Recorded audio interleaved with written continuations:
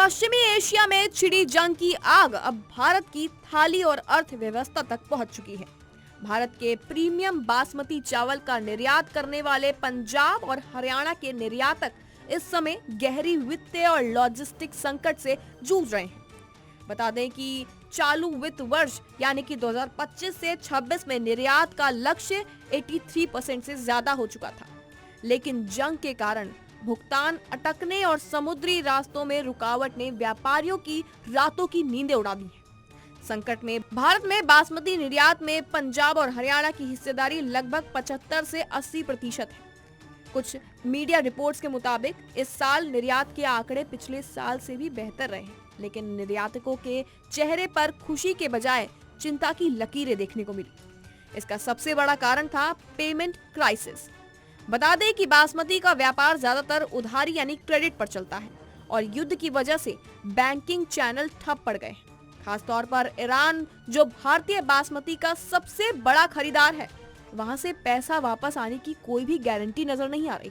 निर्यातकों का लगभग 45% पैसा अभी भी विदेशी खरीदारों के पास फंसा हुआ है। तो वहीं उधर समुद्री रास्तों पर जहाजों का बीमा महंगा हो गया है और माल भाड़ा आसमान छूने लगा है, जिससे छोटे और बड़े दोनों तरह के निर्यातक दिवालिया होने की कगार पर पहुंच चुके हैं।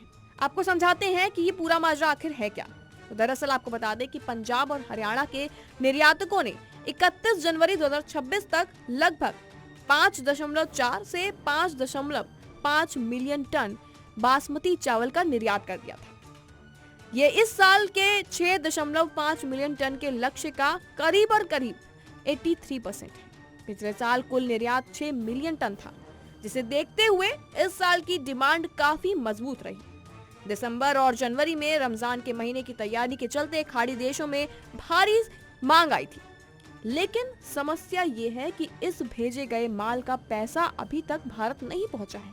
All India rice export association के अध्यक्ष सतीश जगदम्बा के मुताबिक निर्यात लक्ष्य पूरा होने के बावजूद हमें पेमेंट साइकिल की चिंता खाई जा रही है। युद्ध ने बैंकिंग रास्तों को बाधित कर दिया है और हमें ये नहीं पता कि हमारा पैसा हमें कब मिलेगा और मिलेगा भी या नहीं। अब सवाल उठता है, बिना बीमा के माल आखिर फंसा कैसे? तो बता दें कि भारत का बासमती व्यापार पूरी तरह से पश्चिमी एशिया पर निर्भर है। सऊदी अरब, ईरान, इराक, यूएई और यमन जैसे देश मिलकर भारत के कुल निर्यात का लगभग 50% हिस्सा खरीदते हैं। अकेले ईरान ने अप्रैल 2025 से जनवरी 2026 के बीच 7.8 लाख टन बासमती मंगवाया था।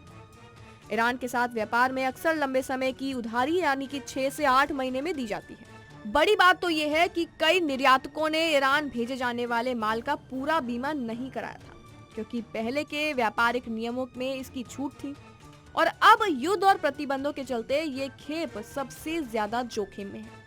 अगर ईरान की बैंकिंग प्रणाली पूरी तरह से ठप हो जाती है तो इन निर्यातकों का पैसा मिलना नामुमकिन हो सकता है। हालांकि आपको बता दें कि भाड़ा महंगा हो गया है और बीमा भी।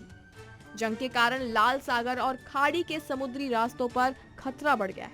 एक निर्यातक ने बताया है कि बीमा कंपनियां अब इन इलाकों में जाने वाले जहाजों का बीमा करने से मना कर रही हैं या फिर बहुत ज्यादा प्रीमियम मांग रही हैं। इसके चलते कई कंटेनर भारतीय बंदरगाहों पर ही खड़े हैं। जो जहाज समुद्र में है उन्हें रास्ता बदलना पड़ रहा है, जिससे देरी हो रही है।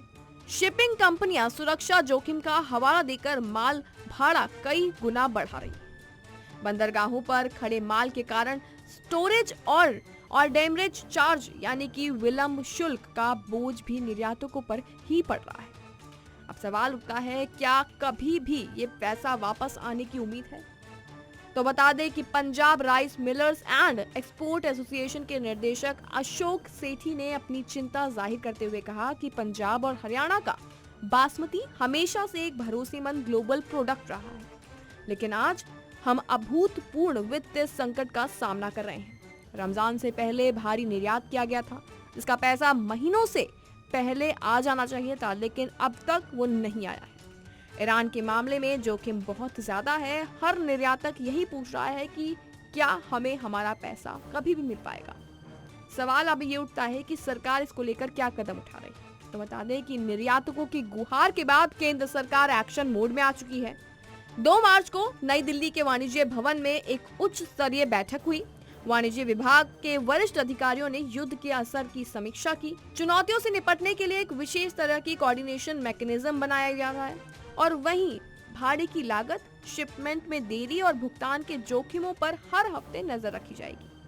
साथ ही बता दें कि रिजर्व बैंक और वित्तीय सेवा विभाग से कहा गया है कि वो निर्यातकों के लिए कर्ज की उपलब्धता और ब्याज में छूट पर विचार करें ताकि उनकी नकदी की समस्या दूर हो सके। साथ ही बता दें कि शिपिंग कंपनियां द्वारा वसूले जा रहे अतिरिक्त सरचार्ज और भाड़े की निगरानी की जाएगी ताकि वो मनमाना पैसा ना वसूले। साथ ही वाणिज्य मंत्रालय अब व्यापारिक संस्थाओं से विस्तृत डेटा मांग रहा है ताकि ये पता चल पाए कि असल में कितना पैसा फंसा हुआ है और इसका कितना जोखिम आगे बढ़ सकता है।